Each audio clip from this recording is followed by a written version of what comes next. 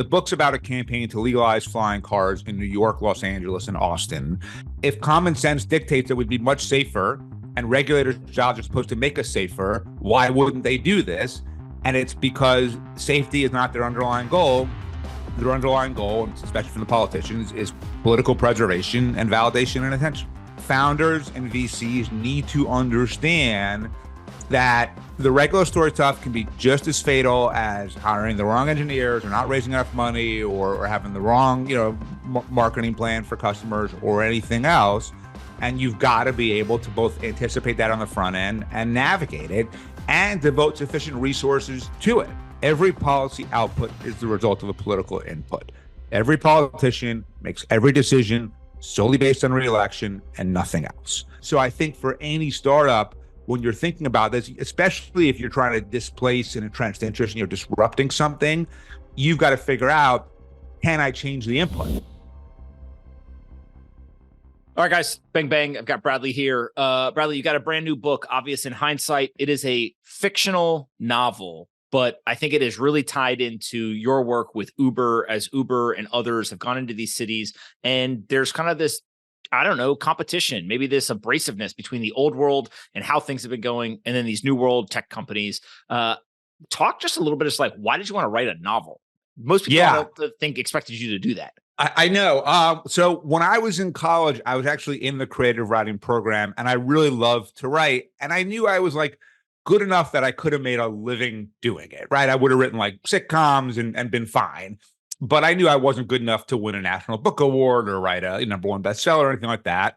And at the same time, I was also working in politics all throughout college and felt like sort of the upside there was higher. So I pursued that instead. I wrote, and because you had me on when I wrote this, I wrote a book called The Fixer a couple of years ago.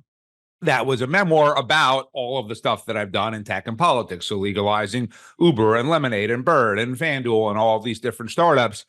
And do you know who Steven Soderbergh is? He's a movie producer, director. He made Aaron Brockovich, Ocean's 11, Traffic, a bunch of stuff like that. Anyway, you know how celebrities like to buy liquor companies? Yes. So he bought a Bolivian brandy company. And from a regulatory standpoint, he had a couple of challenges. The first is that it's importation. The second is it's alcohol, which is highly regulated. And the third is Bolivia is a communist country that we don't really have any diplomatic ties with, right? And he needed a federal rule change at the Department of Treasury in order to do the business the way he wanted to do it. So we got introduced through a mutual friend, and he read The Fixer, and he sent me a note and said, hey, let's turn this into a scripted TV series. It was awesome. So I started thinking about what would be a fun way to do this? And it clearly should be based on a campaign to legalize something, because that's what I do. And the reason I picked flying cars was it seemed pretty fantastical and out there in the future. I mean, eVTOL has made so much progress from when I started this to now that actually it's much more present day. And wrote the pilot with Steven, wrote 9 more episodes, and our big pitch meeting with Apple TV was set for March 10th, 2020. As you can imagine, that didn't happen. And show went away, but I kind of liked what I had, the characters I created, the plot line, all of that. So let me see if I can turn this into a novel. It was really hard to do, in large part because it's just I had no idea how to structure a novel, and that just took forever to get it right. But eventually we did, got it published, and the fun thing is Steven and I are now back on the TV show again. I love it. I want to kind of pull out some of the lessons from it. I know, Sure. Again, I know it's fiction, but you are probably it's world very expert. barely fiction. Yeah. Yeah. You are the world expert. You have done this over and over and over again. And one of my big takeaways from the book was, okay, so I'm a founder. I have some, brand new shiny technology or company. I'm going to go into one of these jurisdictions. And most people think I got to fight the regulators, right? And fight I'll use is just they don't want me to be successful. I want to be successful. There's some sort of abrasiveness there. That seems like only the start of the problem. You have other competition, you have the mafia, you have all sorts of lobbying groups. Just talk about maybe the apparatus that these founders are up against when they go into a city. So I'll give you the scenario in the book and then how it works in reality. So in the book's about a campaign to legalize flying cars in New York, Los Angeles, and Austin. And on one side of the campaign is Flight Deck, which is the flying car startup. And then there are vicious political consultants, namely us. And then the other side is Uber, the Audubon Society, the socialists, the transit unions, and the Russian mob. And it's satire and it's ridiculous, but like you said, it's not really ridiculous, right? Because the underlying motivations of why the founders in the book, the VCs in the book, the politicians in the book, the political lobbyists in the book, whoever it is, why they make the decisions they make, those are all based in reality, right? And so when you think about this as the construct, whether you're Uber or Bird or Roman or FanDuel or Lemonade or all the stuff that we've invested in and helped legalize, there's really two buckets of work. And tell me if this gets a little too complicated. But the first is sort of the Uber situation, which is Travis did not invent the idea of paying someone to take you from point A to point B. Travis came up with a dramatically better way to do it, but he was competing with an entrenched interest in the taxi industry. And while we had these mega regulatory fights, what it really was us fighting with taxi through the guise of regulation. It was really a fight for market share, but couched as, legislation to either legalize us or ban us or whatever it was. So that's about half the stuff I would say that we work on, invest in. And then the other half, which is a lot of stuff that you focus on, are sort of the white spaces where no one's ever done it before. So that can be crypto, that could be AI, that could be flying cars, that could be drones, whatever it is. So there's good and bad news, right? Good news is you don't have to take out some entrenched interest. Bad news is there's no regulatory framework, right? So you got to make it up. And so in a certain way, if you take the example of autonomous vehicles versus flying cars, or eVTOL is in real life kind of what they call it. So you would think that autonomous cars, if I asked you or myself, when we started writing this book, like, okay, in 5 years, what will be further along? Autonomous vehicles or flying cars? I think 100-0, we all would have said autonomous vehicles, right? But who's standing in the way of regulating autonomous vehicles, especially trucks? The Teamsters. And Donald Trump saw himself as a Teamsters guy, and Joe Biden sees himself as a Teamsters guy. And as a result, nothing has moved in like the last 7-8 years. So it's stuck. Whereas an eVTOL, which is regulated by the same agency, so the FAA is part of the U.S. Department of Transportation, so it's all the same regulator. They've made a lot of progress simply because there's no one standing in the way. Right now, they've had to come up with like, okay, what does a flying car look like? What are the safety requirements? How do we certify it? And there's still a whole world of hurt coming that the flying car companies aren't even aware of yet in terms of, and that's what the novel is about, local zoning and permitting, building these vertiports, where do you take off? Where do you land? There's going to be a million fights around that. But typically speaking, a startup falls into one of those two categories. And depending on which category it's in, we figure out how to proceed politically from there. Now, when we look at something like the flying cars, or actually, let's talk about the autonomous driving. On that front, we now have insurance companies coming out. So these are people who are betting money in the market to be accurate in their underwriting. They are saying, I think the latest report is that a self-driving car is 4 times safer than a human driver. Yep. So whether it is 2 times, 4 times, 10 times, they are saying it's safer. They're betting money. We have no reason not to believe them. How is it possible that their regulators can then sit there and say, hey, we can't let you do this, blah, blah, blah, whatever. Like it almost feels like it's data and safety versus something else. Is that how you see it? Yeah. It's data and safety versus politics, right? So you've got two things. I mean, you're absolutely right. There's, I think, something like 26,000 traffic fatalities in the U.S. every single year. If we had full on level 5, everyone's car was autonomous, it would be 0 or close to that, right? Maybe something weird would happen, but basically 0. The reason why we're not at that is for 2 reasons. One is you have some entrenched interest, whether it's sometimes the original car manufacturers are called the OEMs, the original equipment manufacturers, or the big trucking unions, or anyone whose business model would be disrupted by this, and they haven't innovated, and so they can't compete. So the only way they can stay in business is to use political contributions and lobbying and all kinds of forms of soft corruption to stop innovation. The other problem is regulators are appointed by politicians, and just for context for the audience. So I spent the first 15 years of my career before I got into tech working in government. I was Mike Bloomberg's campaign manager, ran for mayor of New York. I worked for him at City Hall. I was the deputy governor of Illinois for 4 years, ran the state's budget, operations, legislation, policy, communications.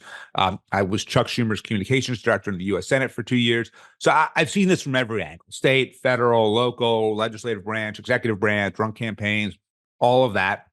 And the sad thing is what I learned is 99% of politicians are desperately self-loathing, insecure people that can't without the validation of holding office. It fills a hole in their psyche that nothing else can fill. And so they will never do two things. They will never take any risk that could cause them to lose their next election. I mean, think about it. I don't even know your view on guns, right? But like clearly the fact that we have school shootings and Walmart shootings and church shootings, like it's hard to argue that we shouldn't try to do something about this.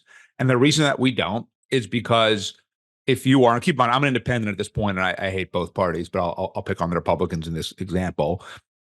You're a Republican congressman from Florida. Turnout in your primary is 12%. Half that 12% are NRA members. If you were to say we ought to consider some sort of assault weapon regulation, you lose your election immediately, right? So they're never, ever going to risk that to do what's right. And the other thing is they're there for the attention. They're there for the validation. And so you don't get good press by saying, here's the data and here's the stats. And yeah, there's going to be some bumps in the road, but over time, we have to allow this to play out so that we have autonomous vehicles that make everyone a lot safer. It's you get attention by haranguing against the evils of tech and against capitalism, especially if you're on the far left. And, the press, because they're so focused on every AV, 100 people can die literally in the course of a couple of hours in car accidents. No one pays attention at all. A couple of AVs bump into each other across the yellow line or whatever it is, or even what happened in San Francisco where they dragged a pedestrian and that was legitimately bad. And it's international news. And so the politician, it's like a moth to a flame, right? They're always going to take whatever position is politically safe and gets them attention. And so ultimately, that's what the regulators are constricted by and dealing with. And so your real question at the end of the day, Pomp, is if common sense dictates that we'd be much safer and regulators' jobs are supposed to make us safer, why wouldn't they do this? And it's because safety is not their underlying goal. Their underlying goal, and especially from the politicians, is political preservation and validation and attention. Now, I'm going to go from one side that has a monopoly on violence and rules, being the politicians and government, to especially taxi industry, construction, things like that. There's a whole nother group. Most people will, I think, naively just say the mafia, but it really is a whole bunch of different groups of people who kind of have their hands in. They have a financial incentive to see things stay the way that they stay. How do you see that playing out, both in a city like New York City, but also just in any city across America? Let me just give you two New York City examples because I'm sitting here right now, and then we can. But these apply everywhere. This episode is brought to you by Cal.com. What do I have in common with Chad Hurley from YouTube, Toby from Shopify, and Alexis from 776 and the co-founder of Reddit? We all use Cal.com instead of Calendly, and we are all early investors as well. Cal.com is leading the charge of scheduling platforms in the open source sphere, offering you the chance to harness the efficiency previously reserved for elite corporations and tech gurus. If you like to have your calendar organized and be able to have an efficient exchange when scheduling, but you love all of the benefits of open source technology, then Cal.com's for you. They are transforming sophisticated calendar management into an accessible tool for all via a user-friendly interface. You can customize it and you can make your calendar work for you. Use code POMP for $500 off when you set up your team with Cal.com today. Again, go to Cal.com, Cal.com, and use code POMP to get $500 off when you sign up. Cal.com, an open source tool that allows you to take back control of your calendar, be efficient when scheduling, and make sure that no one can steal your time. So the illegal weed shops, right? So New York State has legalized recreational cannabis. Great. We have 27 licensed dispensaries and as many as 5,000 unlicensed dispensaries, which is fucking crazy, right? That you have stores openly selling drugs to children. I got a 17-year-old and a 14-year-old. I live in Manhattan. And I know that either of them, anytime they want, could walk into a store and buy weed. And we do nothing about it. Why? Because, like you said, I don't. Whoever owns those illegal weed shops, they've got some juice somehow. It seems to me that likely it's not 5,000 separate small business owners. It's probably a handful of guys, which is called organized crime.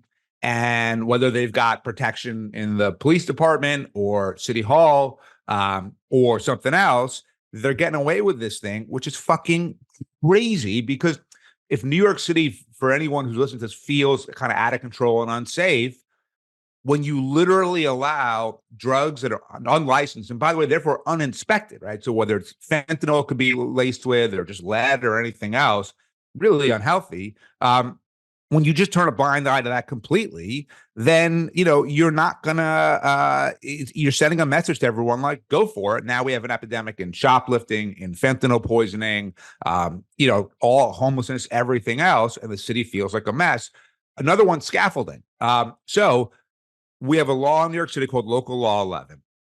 And it requires that every couple of years, I think it's maybe every 7 years, a building over 4 or 5 stories has to undergo an inspection of the facade, which kind of makes sense. And it happened because sometime in the 60s or 70s, a brick killed somebody. Fine, we get it. However, there's a few problems. Problem one is, as anyone who has spent any time in Manhattan knows, the scaffolding is everywhere, right? It goes up and there's no enforcement of any kind, and it never comes down. In fact, often by the time they finish, it's time to do it again. So they don't even bother taking it down. So the entire city feels covered in scaffolding. And I've talked to the DAs of both Brooklyn and Manhattan about this, and they would both tell you it increases crime, right? When you have these dark spaces, it leads to more assault, more rape. It gives junkies places to shoot up. It makes the city less safe. And the crazy thing about this is, one, there's a technological solution that would require virtually no scaffolding called drones, right? You don't need guys on these platforms that kind of with ropes and pulleys to look at it. You could have a drone just fly through the building pretty quickly, by the way, find out exactly what's wrong with far more accuracy than a human being is going to. And then you go fix that one thing, right? So you have a technology solution. And what's even crazier is, there's not even like a strong union or particularly politically powerful interest behind Local Law 11. It's just kind of always been this way, and no one's ever done anything about it. And so you have the combination of corruption, like you said, you have incentives for politicians that are not aligned with the incentives for the actual public, and then you have bureaucracy and inaction and indifference, and you put all that together. And unless you have a great mayor in a city, so look, when Mike Bloomberg was mayor of New York, a lot of this shit didn't happen because Mike was really on top of it, right? And if Mike were mayor right now, there wouldn't be illegal weed shops because he would have had the NYPD padlock every single one of them and say anyone who's caught in any of these facilities is going to Rikers. Now, is it possible that he'd get sued or people would protest about it or whatever else? Sure. And you know what he would say? Go fuck yourself. And that's the kind of leadership that you need. We don't have that with Eric Adams. And most cities around the country don't have strong leadership. And as a result, they feel out of control. Now, when we look at either the weed shops or the scaffolding, are they like paying, I don't know, business taxes, or like is the city somehow generating revenue or something? So definitely the weed shops aren't paying any taxes, right? So, I mean, the crime is the people who actually have the licenses to sell cannabis went through a whole licensing process, background checks. They hired lawyers, they hired accountants, and they were supposed to be people who were the victims of overly harsh cannabis laws in the first place. So people had gone to jail for a long time for a cannabis-related crime, or veterans, whatever it is. They're totally screwed over because the illegal weed shop pays no taxes, no licensing fees, doesn't have any lawyers, doesn't have any accountants, doesn't have to pay to have regulator-inspected products. So they can sell at a much cheaper discount than the regulated shops can. And so the regulated shops can't stay in business. And so, no, it is actually not only not contributing, it's sucking away the tax revenue that we should have, right? If you take the scaffolding, I assume the scaffolding companies pay their taxes, but I don't really know. And it wouldn't shock me if the answer is no. But here's what's happening is you have this feeling of lawlessness in New York City, and we have a shoplifting epidemic. I think something like 95% of stores have said that they've been shoplifted from. If you want to buy like a tube of toothpaste at CVS in New York City, you got to go press a button, wait for someone to come over, unlock a plastic case, and hand you your like Crest or Colgate or whatever it is. So guess what you do instead? You order it on Amazon, right? Because you don't have 10 minutes to sit there and wait. And then what happens? The stores close, people lose their jobs, more empty storefronts, more vacancies, more crime. And so, this is all a reoccurring cycle, and technology often can be the solution to a lot of these problems. But I think what oftentimes founders don't realize, and, I see this all the time in my own fund, is, they're good at thinking about the engineering problem at hand. They're sort of good at thinking about the marketing challenge at hand. But because they've been so removed from politics and government and regulation, the way things really work doesn't even occur to them.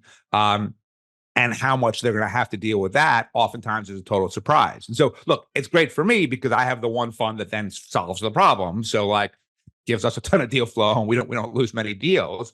But overall, it'd be a lot better society if we had regulators and politicians that actually acted in the best interest of the people instead of themselves.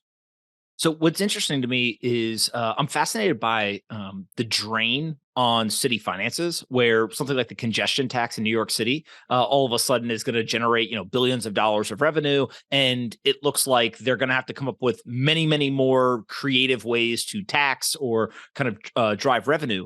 And so whenever I see something like that, it would suggest that these cities, when a technology company is coming into them, now, all of a sudden, you're not just dealing with somebody who is looking at it from a regulation standpoint. They also may be looking at it from hey, how could we tax these people? How could we generate revenue from these people in order to solve some other problem that has nothing to do with the technology or the problem they're trying to solve? Totally. And they're thinking way too small, right? So take San Francisco. It has become like a dumpster fire, right? I think pretty much everybody would agree with that, including most people in San Francisco. It is a kind of one industry town, which is tech, but a lot of tech has fled to Miami and Texas and other places with lower taxes and less regulation and better weather and everything else. And it seemed to me that the one hope for revival that San Francisco had was AI. And when they legalized self-driving taxis, like, oh, that's really smart. They recognize that if they can give regulatory advantages to AI companies in different forms, which could be generative or AV or whatever it is, they can keep those businesses in San Francisco. And if the AI industry grows up in San Francisco, that can produce a huge economic recovery, right? And then they went ahead after one problem and banned the cruise and the autonomous taxis. So, they're only thinking about it from the perspective of solving today's political problem. And they would gladly sort of overtax someone right now and destroy the long-term value of that industry if it meant that they don't have to deliver a spending cut to some politically powerful constituency whose support they rely on in the next election. Yeah, it really is. I think a founder is so under prepared to go into these environments. How do you identify what success looks like, right? In the book, obviously with the flying cars and stuff, like it's very clear kind of what you're optimizing towards, but you've done everything from Lemonade to Uber and everything in between. How do you start to try to understand like, okay, what exactly is success? And like, are we willing to actually compromise from we get all of everything we want? Like, how does that work? Yeah. So ultimately, as we look at investments, my fund, Tusk Venture Partners, invest in seed and Series A companies. And we're a lot like every early stage investor. We're looking at the TAM and the founder and the underlying concept. But we ask two questions that I think are unique to us. First is there a gating regulatory issue or opportunity that if it were solved can really drive growth and valuation? And if so, can we solve it? So like you said, we invested in FanDuel, we ran the campaigns to legalize fantasy sports betting. Invested in Row, legalized prescription via text. Lemonade, got their insurance licenses, and so on. So part of it is the analysis on the front end, where we have to believe not only is there potentially a regulatory issue or opportunity here, but can we then convert it, right? Because sometimes the answer is like, yeah, this company would be highly regulated. And if it could be legalized, it could be a great business. And our opinion is it can't be, right? Like the political forces that they're up against are too powerful for a seed or Series A company on their own to beat, right? Which is partly why Uber is such a remarkable story, because who would have thought that a seed and Series A company could have taken on the entire taxi industry and taken it down? And that's why Travis doesn't get nearly the amount of recognition, in my view, that he deserves, because he accomplished something truly remarkable, and people don't really seem to get that. But most of the time, you have to say, is there either other people with aligned political interests that we can team up with to help us win this fight, or are the people we're taking on paper tigers, right? So one thing about taxi, what it turned out was they had tons of lobbyists, they gave out tons of campaign contributions, but they had a product that everybody hated, right? everyone had shitty experiences in taxis all the time. And as soon as they saw a much better, more option in Uber, they were willing to fight for that, right? And rallying our customers is how we won in every single jurisdiction for Uber. So it's really figuring out the relative political strengths and weaknesses of what we could muster on our side versus what the entrenched districts on the other side are going to have.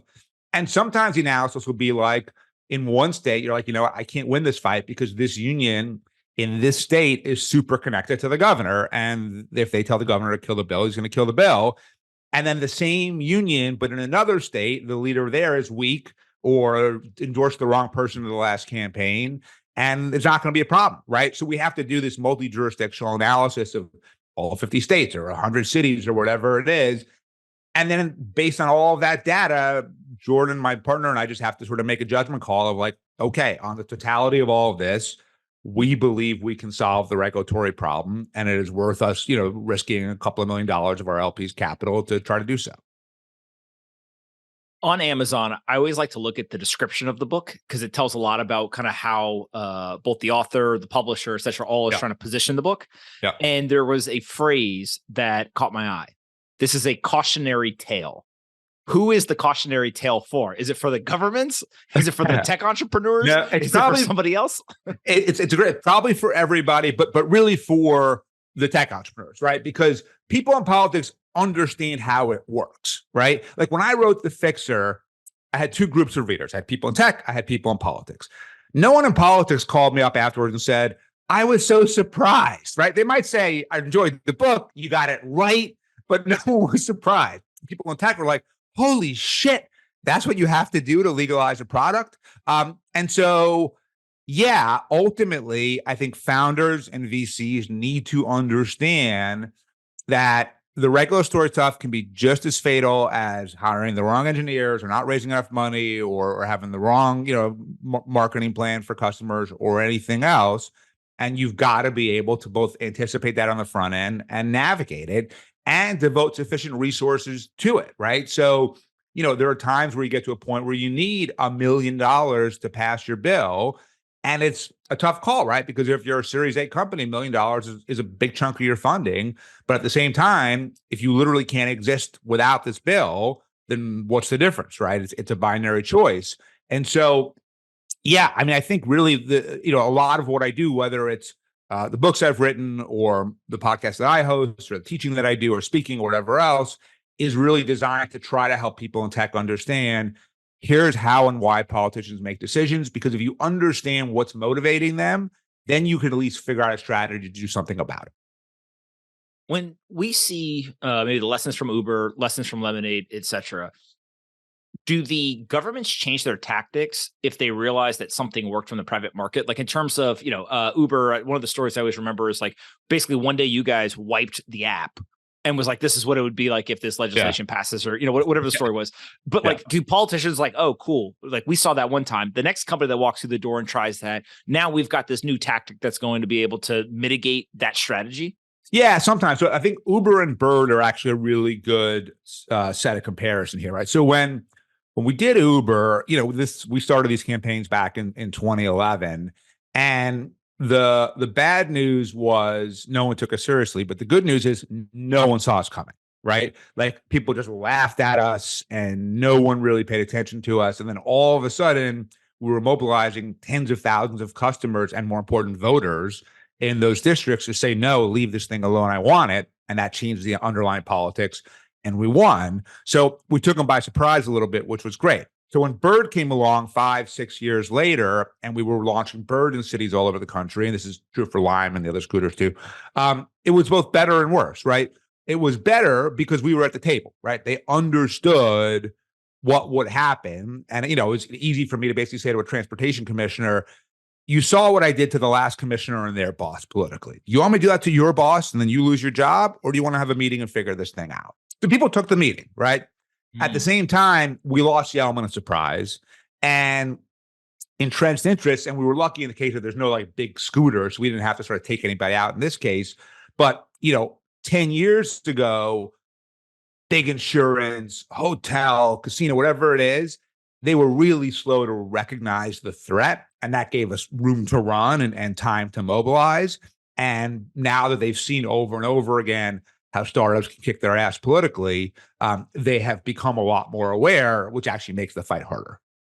Yeah, it's interesting that you would think the politicians and the government are so powerful, but actually the nimbleness, the creativity, the tech solutions of the tech startup could give an advantage. And then in some weird way, the CEO of the company is still going to be here 5 years from now. The politician is not necessarily guaranteed that. And so they've really got to make sure that they get reelected. Today's episode is brought to you by Trust and Will. I've gone through a number of different changes in my life over the last few years. I got married, I had a kid, and I had to start thinking about how could I ensure that my wife and my child would be okay if anything ever happened to me. That's where trust, wills, and estate planning come into play. Now, most people, what they do is they get introduced to a friend, an uncle, or someone in their local community. It tends to be someone who's really expensive, a lawyer, an accountant, or somebody who does estate planning, and they just simply are using a one-size-fits-all template and just telling you, pay me thousands of dollars, and I'll use the same thing for you as the guy down the street. But that's not what Trust and Will does. They have a trusted online estate planning product that starts as low as $159, which allows you to now protect your legacy from the comfort of your own home. Leverage their excellent customer support, available via phone, email, or chat. They have thousands of 5-star reviews and a rating of excellent on Trustpilot. It takes most people 20 to 30 minutes to complete their estate plan with Trust and Will. And not only that, but if you go to trustandwill.com/pomp, you'll get 10% off. Plus, you'll get free shipping of all your estate planning documents. So go to trustandwill.com/pomp and make sure you get an estate plan in place. Whether it's for you or one of your loved ones, having a trust and or a will can literally be the difference between someone being taken care of and someone not. Go check them out today at trustandwill.com/pomp. Yeah. So if you think about it, and there's actually at the end of the novel, I don't know if you saw, there's a list of the 10 rules of demystified politics.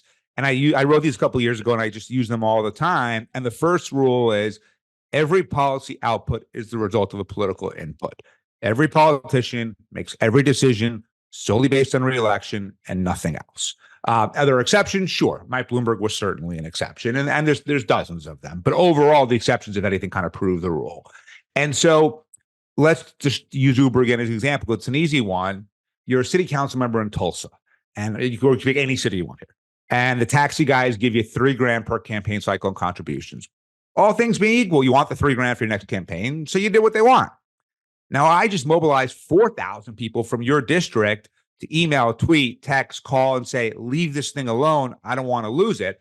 Now, my 4,000 people may not necessarily be regular voters, but you don't want to wake these people up and piss them off, right? And so the input changed. So the input went from, I'll take the $3,000 and do what taxi wants, to, I'm not going to piss off these 4,000 people. I'll do what Uber wants, right? And it's all about changing those underlying inputs. So I think for any startup, when you're thinking about this, especially if you're trying to displace an entrenched interest and you're disrupting something, you've got to figure out, can I change the inputs? And look, there are other startups that I've worked with that are great companies, but the customers just aren't passionate about the product in the way that they were for Uber or FanDuel or Ease or Bird, where we were able to mobilize lots and lots of people and be successful. Sometimes it's like a platform or a company that's like a really good company, it's a really good service, but like no one cares quite enough to like take time out of their day to do anything about it, even through the app.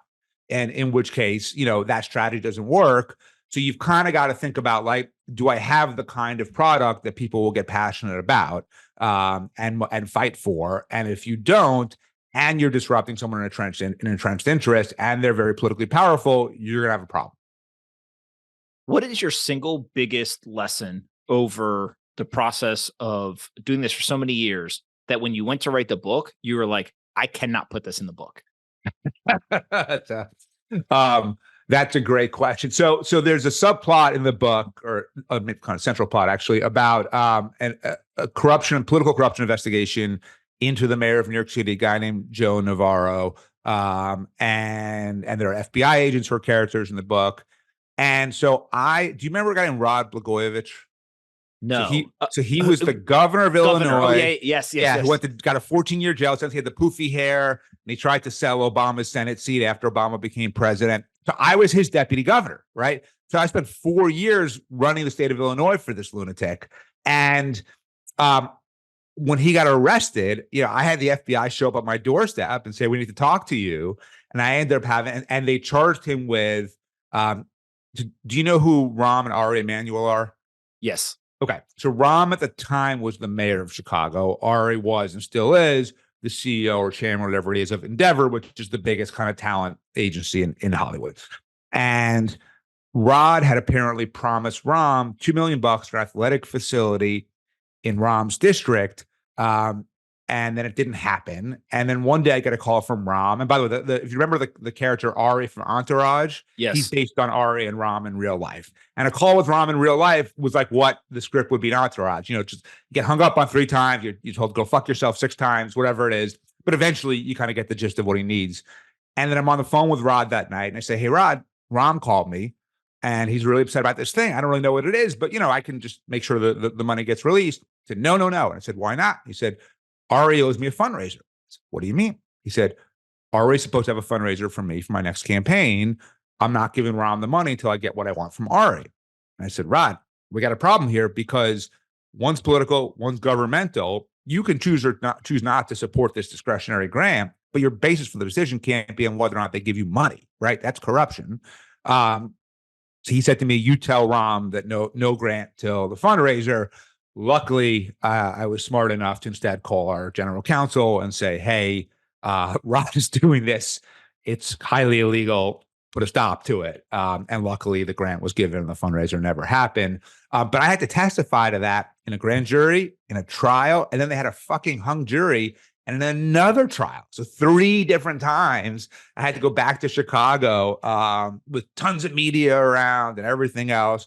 And so a lot of what's in the book is shaped by these crazy experiences that I've had in real life. And look, maybe I've had a higher share of crazier experiences than most people in politics. But I think that generally speaking, the stuff that you see in this book is reflective of real life a lot more than you want to think. And just again, and we're talking about New York City, guess which mayor of New York City is under federal investigation right now? Our current one, Eric Adams. So literally the same week that the book came out, the FBI met Adams on the street, seized his phones, and launched a major criminal investigation into him. So life and art kind of imitate each other quite a bit.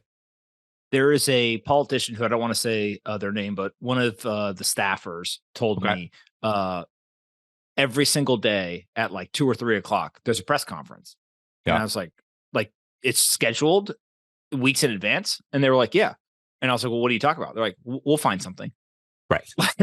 like basically like we're gonna have a press conference every day and like we'll figure out something to talk about. Totally. So when I worked for Chuck Schumer, so Chuck is the Senate Majority Leader. So he's the most powerful person in the U.S. Senate, one of the 3 most powerful people in the U.S. government. Chuck is the most aggressive, kind of media conscious member of Congress that I've ever met. And every single Sunday, we would have a press conference. And the reason we had it on Sunday is there's very little competition because most people are with their families or watching football, going to church or whatever it is.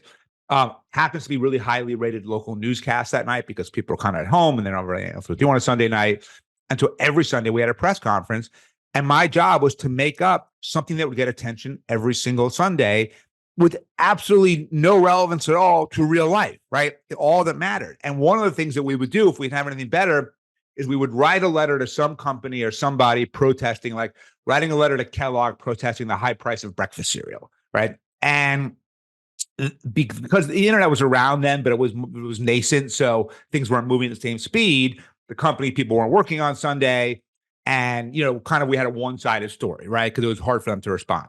But I started noticing that when there were responses, a lot of the responses were, we never got Senator Schumer's letter. And what I realized was it was so besides the point that after the cameras left, it didn't even occur to me to actually send out the letter to the company that we were publicly attacking. And I had to put a Post-it note on my computer screen that said, remember to send the letter. So yes, that's the way your friend described it is exactly right.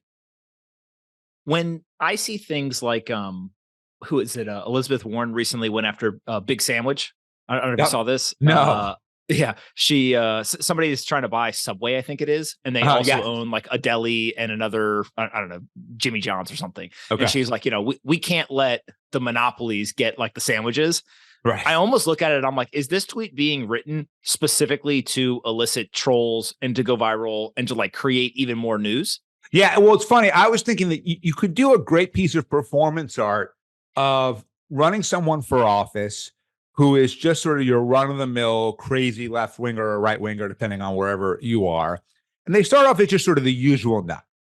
And then they keep slowly getting crazier and crazier. So, like, for example, I saw an article the other day that there was a strike by the teachers union in Portland, Oregon, right? So you can only imagine how fucking left wing that all is, right? And I was like, imagine if like this politician or this candidate, was on there at the picket line, marching with the teachers, and then kept slowly advancing it to the point where by the end they're arguing, it is unreasonable to ask teachers to come to work at all or to teach at all. We should just be paying them for nothing. And my view is, A, they could keep getting attention and they'd keep getting supporters because people will go along with it, right? And sort of the performance art would be kind of how long can you keep the joke going for before someone finally figures out like, oh, this is a parody, it's not real. And the game would be, can you make it to election day without anybody noticing? You think it could happen? Yes, I think it definitely could happen. I think you need to do it for sort of a lower level office, but maybe not. I mean, think about George Santos, right? This guy is a member of the United States Congress. He lied about every single thing, his sexuality, his religion, his ethnicity, where he went to school, where he worked. Nobody found out. He got elected. I mean, in New York, by the way. So the New York Times never bothered to check. New York Post, Daily News, the Democratic candidate didn't check. His primary opponents, nobody. And so, the whole premise I just laid out is based on cluelessness. And I was thinking, well, it's going to be some small town somewhere. But it just fucking happened, here in Long Island and Queens. So, yeah, maybe you could do it anywhere. It blows my mind. How kind of crazy the politics stuff is. Obvious in Insight, Obvious in Hindsight, a novel by Bradley Tusk. What's kind of like the one sentence pitch for people why they should go read something that is one, fiction, which a lot of people I think kind of shy away from at times, but two, still has a very serious, I think, kind of lessons for business people. Yeah, it is a fun, funny, easy way to understand how and why politicians think and make the decisions they make, so that if you are a founder, a startup, a VC, whatever it is, as much as you hate it, you need to know it. And this is going to be the most fun way you can learn it. That makes sense to me. Bradley, thank you so much for doing this. The book is available, Amazon, everywhere else that books are sold. So hopefully people go and they grab it, and we'll do this again in the future. Thanks, Pomp.